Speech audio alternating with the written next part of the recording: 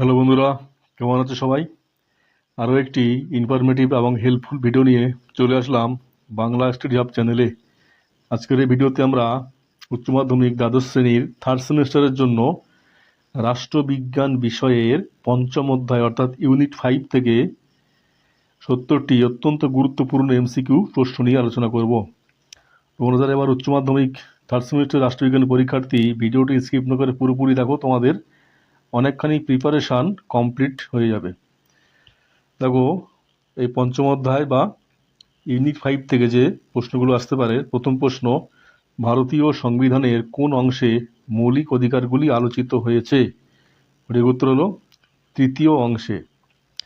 ভারতীয় সংবিধানের বর্তমানে কয়টি মৌলিক অধিকার রয়েছে? এর উত্তর হলো 6টি। মূল ভারতীয় সংবিধানে কয়টি মৌলিক অধিকার উল্লেখিত ছিল?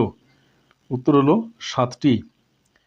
কোন সংবিধান সংশোধনীর মাধ্যমে সম্পত্তির অধিকারকে মৌলিক অধিকারের তালিকা থেকে বাদ দেওয়া হয়েছে? উত্তর হলো 44তম সংবিধান সংশোধন, অর্থাৎ 1978 সালে। আর 1976 সালে হয়েছিল 42তম। বর্তমান সম্পত্তির অধিকারটি ভারতীয় সংবিধানের কোন ধারার আইনি অধিকার হিসাবে রয়েছে? উত্তর হলো 300 ধারা। বন্ধুরা, তোমাদের বলে রাখি, এই সমস্ত স্টাডি ম্যাটেরিয়াল যেটা তোমরা ভিডিওতে দেখছো, এটা ভিডিও ডেসক্রিপশনে দেওয়া লিঙ্ক থেকে তোমরা একদম ফ্রিতে পেয়ে যাবে।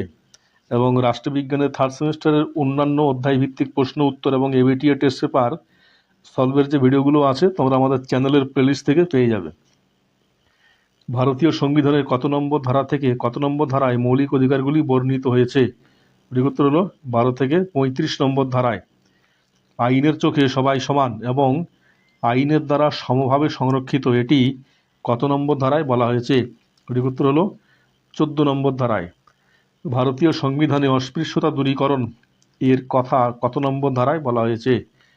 উত্তর হলো 17 নম্বর ধারায়। কোন ধারা বলে রাষ্ট্র কোনো নাগরিকের উপাধি বা খেতাব প্রদান করতে পারবে না? উত্তর হলো ধারা 18 নম্বর। সংবিধানের 19 নম্বর ধারায় ভারতের নাগরিকদের বর্তমানে কয়টি স্বাধীনতার অধিকার দেওয়া হয়েছে? উত্তর হলো 6টি। বাক ও মতামত প্রকাশের স্বাধীনতা, freedom of speech and expressions, সংবিধানের কোন ধারায় স্বীকৃত? উত্তর হলো ধারা 19-1 ক। ভারতীয় সংবিধানের কোন ধারাকে ডক্টর বি.আর. আম্বেদকর সংবিধানের হৃদয় ও আত্মা অর্থাৎ heart and soul of the constitution বলে অভিহিত করেছেন? উত্তর হলো ধারা 32। শিক্ষার অধিকার অর্থাৎ রাইট টু এডুকেশন কত নম্বর ধারায় একটি মৌলিক অধিকার হিসাবে স্বীকৃতি পেয়েছে? উত্তর হলো 21-এ। কত বছর বয়স পর্যন্ত শিশুদের কারখানায় বা কোনো ঝুঁকিপূর্ণ কাজে নিযুক্ত করা নিষিদ্ধ করা হয়েছে? 24 নম্বর ধারা, এটা হলো 14 বছর পর্যন্ত। ধর্মীয় স্বাধীনতার অধিকার সংবিধানের কোন ধারাগুলিতে বর্ণিত হয়েছে? উত্তর হলো 25 থেকে 28। কোনো ব্যক্তিকে একই অপরাধের জন্য একাধিকবার শাস্তি দেওয়া যাবে না, এটা কোন ধারায় বলা হয়েছে? উত্তর হলো 20-2 ধারায়। জীবন ও ব্যক্তিগত স্বাধীনতার অধিকার সংবিধানের কোন ধারায় রয়েছে? উত্তর হলো ধারা 21 অর্থাৎ 21 নম্বর ধারা। সংখ্যালঘু সম্প্রদায়ের স্বার্থ সংরক্ষণ এবং সংস্কৃতির অধিকার সংবিধানের কোন ধারায় স্বীকৃত? উত্তর হলো 29 ও 30 নম্বর ধারা। মৌলিক অধিকার লঙ্ঘিত হলে নাগরিকরা কার দ্বারস্থ হতে পারেন? উত্তর হলো সুপ্রিম কোর্ট ও হাইকোর্ট উভয়ই। সুপ্রিম কোর্ট কত নম্বর ধারা অনুযায়ী মৌলিক অধিকার রক্ষায় লেখ বা রিট জারি করতে পারে? উত্তর হলো ধারা 32। হাইকোর্ট কত নম্বর ধারা অনুযায়ী লেখ বা রিট জারি করতে পারে? উত্তর হলো ধারা 226 বা 226। বন্দি প্রত্যক্ষীকরণ বা হেবিয়াস কর্পাস শব্দের অর্থ কী? উত্তর হলো সশরীরে হাজির করানো। পরমাদেশ বা ম্যান্ডামাস শব্দের অর্থ কী? উত্তর হলো আমরা আদেশ দিচ্ছি। কোনো নিম্ন আদালত তার এখতিয়ার বহির্ভূত মামলার শুনানির চেষ্টা করলে উচ্চ আদালত কোন লেখ জারি করে তা বন্ধ করে দেয়? উত্তর হলো প্রতিষেধ বা প্রহিবিশনস। অধিকার পৃচ্ছা বা কুও ওয়ারান্টো শব্দের অর্থ কী? উত্তর হলো কোনো কোন অধিকারে বা কোনো পরোয়ানা বলে? উৎপ্রেষণ বা সার্টিটিওরারি শব্দের অর্থ কী? সঠিক উত্তর হলো বিশেষভাবে জ্ঞাত হওয়া বা সংসিত করা। জরুরি অবস্থা চলাকালীন কোন মৌলিক অধিকার দুটিকে কোনোভাবেই বাতিল করা যায় না? সঠিক উত্তর হলো ধারা 20 ও 21। দেখো পরের প্রশ্ন, ভারতীয় সংবিধানের মৌলিক অধিকার ধারণাটি কোন দেশের সংবিধান থেকে গৃহীত হয়েছে? সঠিক উত্তর হলো মার্কিন যুক্তরাষ্ট্র। রাষ্ট্র পরিচালনার নির্দেশমূলক নীতিসমূহ সংবিধানের কোন অংশে বর্ণিত হয়েছে? সঠিক উত্তর হলো 4র্থ অংশে। ভারতীয় সংবিধানের কত নম্বর ধারাগুলিতে নির্দেশমূলক নীতিগুলির স্থান পেয়েছে? সঠিক উত্তর হলো 36 থেকে 51 নম্বর ধারায় এই নির্দেশমূলক নীতিগুলি বা ডিরেক্টিভ প্রিন্সিপালগুলি স্থান পেয়েছে। নির্দেশমূলক নীতি ধারণাটি ভারত কোন দেশের সংবিধান থেকে ধার করেছে বা গৃহীত হয়েছে? উত্তর হলো আয়ারল্যান্ড। নির্দেশমূলক নীতিগুলির মূল উদ্দেশ্য কি? সঠিক উত্তর হলো জনকল্যাণকর রাষ্ট্র বা ওয়েলফেয়ার স্টেট গঠন করা। আদালতের মাধ্যমে বলবৎযোগ্য নয় নন জাস্টিসেবল সংবিধানের কোন অংশটি? সঠিক উত্তর হলো নির্দেশমূলক নীতি। নির্দেশমূলক নীতিগুলিকে এক সেটে নববর্ষের শুভেচ্ছা বার্তা বলে কে সমালোচনা করেছেন? সঠিক উত্তর হলো নাসিরুদ্দিন। নির্দেশমূলক নীতিগুলি হলো ব্যাংক প্রাপ্যতা অনুযায়ী প্রদেয় একটি চেকের মতো। এই মন্তব্যটি কার? সঠিক উত্তর হলো অধ্যাপক কে.টি. শাহ। গ্রাম পঞ্চায়েত গঠন এর কথা কত নম্বর ধারায় বলা হয়েছে? সঠিক উত্তর হলো 40 নম্বর ধারা। ভারতের সমস্ত নাগরিকের জন্য অভিন্ন দেওয়ানি বিধি বা ইউনিফর্ম সিভিল কোড চালুর কথা কত নম্বর ধারায় বলা হয়েছে? সঠিক উত্তর হলো ধারা 44। 14 বছর বয়স পর্যন্ত শিশুদের সমহারে এবং বাধ্যতামূলক শিক্ষার ব্যবস্থার কথা মূল সংবিধানের কোন ধারায় বলা হয়েছিল? সঠিক উত্তর হলো ধারা 45। বিচার বিভাগকে শাসন বিভাগ থেকে পৃথক করার কোন ধারায় বলা হয়েছে? সঠিক উত্তর হলো ধারা 50। তোমরা ধারাগুলো খুব সুন্দর করে মুখস্থ করো বা লিখে রাখো ধারাগুলো।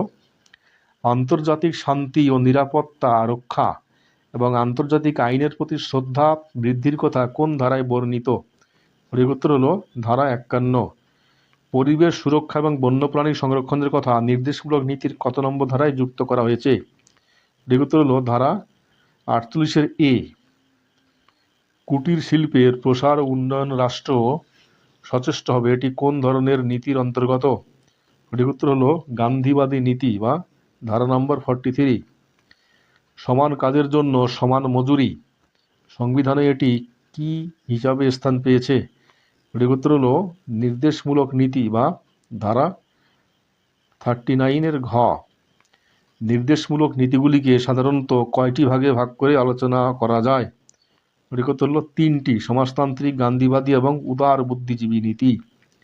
নির্দেশমূলক নীতিগুলিকে কে সংবিধানের বিবেক বলে বর্ণনা করেছেন? সঠিক উত্তর হলো গ্র্যানভিল অস্টিন। ভারতের মূল সংবিধানে নাগরিকদের কয়টি মৌলিক কর্তব্যের উল্লেখ ছিল? সঠিক উত্তর হলো একটিও নয়। কোন কমিটির সুপারিশের ভিত্তিতে ভারতীয় সংবিধানের মৌলিক কর্তব্যগুলি অন্তর্ভুক্ত করা হয়? সঠিক উত্তর হলো স্বর্ণ সিং কমিটি। কোন সংবিধানের সংশোধনীর মাধ্যমে প্রথমবার সংবিধানে মৌলিক কর্তব্য যুক্ত করা হয়েছিল? উত্তর হলো 1976 সালের 42তম সংবিধান সংশোধনীর মাধ্যমে এই মৌলিক কর্তব্যগুলো যুক্ত করা হয়। 1976 সালের 42তম সংশোধনীর মাধ্যমে কয়টি মৌলিক কর্তব্য যুক্ত হয়েছিল? উত্তর হলো 10টি। বর্তমানে ভারতীয় নাগরিকদের মৌলিক কর্তব্যের সংখ্যা কয়টি? সঠিক উত্তর হলো 11টি। 11 নম্বর মৌলিক কর্তব্যটি অর্থাৎ 6 থেকে 14 বছরের শিশুদের শিক্ষার সুযোগ দেওয়া পিতামাতার কর্তব্য কোন সংশোধনীর দ্বারা এটা যুক্ত হয়? উত্তর হলো 86তম সংবিধান সংশোধনী, এটা 2002 সালের। মৌলিক কর্তব্যগুলি সংবিধানের কোন অংশে সন্নিবিষ্ট রয়েছে? সঠিক উত্তর হলো অংশ 4 এ। ভারতীয় সংবিধানের কোন সুনির্দিষ্ট ধারায় মৌলিক কর্তব্যগুলির উল্লেখ রয়েছে? সঠিক উত্তর হলো 51 এ ধারায়। মৌলিক কর্তব্যের ধারণাটি কোন দেশের সংবিধান থেকে গৃহীত হয়েছে? সঠিক উত্তর হলো পূর্বতন সোভিয়েত ইউনিয়ন বা ইউএসএসআর। মৌলিক কর্তব্যগুলি কি আদালতের মাধ্যমে বলবৎযোগ্য? সঠিক উত্তর হলো না। জাতীয় পতাকাকে ও জাতীয় সঙ্গীতকে শ্রদ্ধা করা প্রত্যেক নাগরিকের কি ধরনের দায়বদ্ধতা? সঠিক উত্তর হলো মৌলিক কর্তব্য।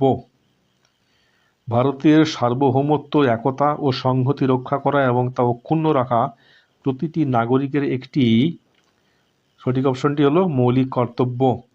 বন্যপ্রাণী, নদী, হ্রদ ও পরিবেশ রক্ষা করা সংবিধানের কত নম্বর ধারার অধীনে একটি মৌলিক কর্তব্য? সঠিক উত্তর হলো ধারা 51A। বৈজ্ঞানিক দৃষ্টিভঙ্গি, মানবতাবাদ এবং অনুসন্ধান ও সংস্কারের মানসিকতার বিকাশ ঘটানো এটি নাগরিকের এক প্রকার কি? উত্তর হলো মৌলিক কর্তব্য। সরকারি সম্পত্তি রক্ষা করা এবং হিংসা ও সহিংসতা বর্জন করা ভারতের নাগরিকদের একটি, উত্তর হলো মৌলিক কর্তব্য। সংবিধানের কোন অংশকে ভারতের ম্যাগনা কার্টা বলা হয়? সঠিক উত্তর হলো পার্ট 3 অর্থাৎ মৌলিক অধিকার। মৌলিক অধিকারের ওপর যুক্তিসম্মত বিধিনিষেধ আরোপ করতে পারে কে? সঠিক উত্তর হলো ভারতের সংবিধান বা ভারতের সংসদ বা পার্লামেন্ট। মৌলিক অধিকার এবং নির্দেশমূলক নীতির মধ্যে মূল পার্থক্য কি? উত্তর হলো মৌলিক অধিকার আদালতের মাধ্যমে বলবৎযোগ্য, কিন্তু নির্দেশমূলক নীতি আদালতের মাধ্যমে বলবৎযোগ্য নয়। গোলকনাথ মামলায় সুপ্রিম কোর্টের প্রধান রায় কি ছিল? সঠিক উত্তর হলো সংসদ মৌলিক অধিকার খর্ব করতে পারে না। কোন বিখ্যাত মামলায় সুপ্রিম কোর্ট রায় দেয় যে মৌলিক অধিকার এবং নির্দেশমূলক নীতির মধ্যে সুষম ভারসাম্যই হলো সংবিধানের মৌলিক কাঠামোর ভিত্তি? সঠিক উত্তর হলো মিনার্ভা মিলস মামলা 1980। শোষণ বিরোধী অধিকার সংবিধানের কোন কোন ধারায় রয়েছে? সঠিক উত্তর হলো 23 থেকে 24 নম্বর ধারায়। কোনো ব্যক্তিকে গ্রেপ্তার করার পর কত ঘন্টার মধ্যে নিকটবর্তী ম্যাজিস্ট্রেটের সামনে হাজির করতে হয়? সঠিক উত্তর হলো 24 ঘন্টা। যাতায়াতের সময় বাদ দিয়ে, এটা ধারা নম্বর 22। সংবিধানের বর্ণিত স্বাধীনতার অধিকারের ওপর কোন পরিস্থিতিতে নিষেধাজ্ঞা জারি হতে পারে? সঠিক উত্তর হলো যুদ্ধ বা বহিরাক্রমণজনিত জাতীয় জরুরি অবস্থা, অর্থাৎ ধারা 358 অনুযায়ী ধারা 19 স্থগিত হয়। নির্দেশমূলক নীতিগুলির প্রকৃতি কেমন? সঠিক উত্তর হলো ইতিবাচক। মৌলিক কর্তব্য পালনে কোনো নাগরিক ব্যর্থ হলে রাষ্ট্র তাকে, সঠিক উত্তর হলো সরাসরি কোনো শাস্তি দিতে পারে না যদি না কোনো নির্দিষ্ট আইনি আইন ভঙ্গ হয়, কারণ কর্তব্যগুলি নন জাস্টিসিয়েবল। তাহলে বন্ধুরা, এই ভিডিওটা আশা করি তোমাদের অনেকটা উপকারে আসবে। ভিডিওটি ভালো লাগলে অবশ্যই লাইক, কমেন্ট ও শেয়ার করো এবং এরকম ভিডিও পাওয়ার জন্য চ্যানেলটি অবশ্যই সাবস্ক্রাইব করে রাখো।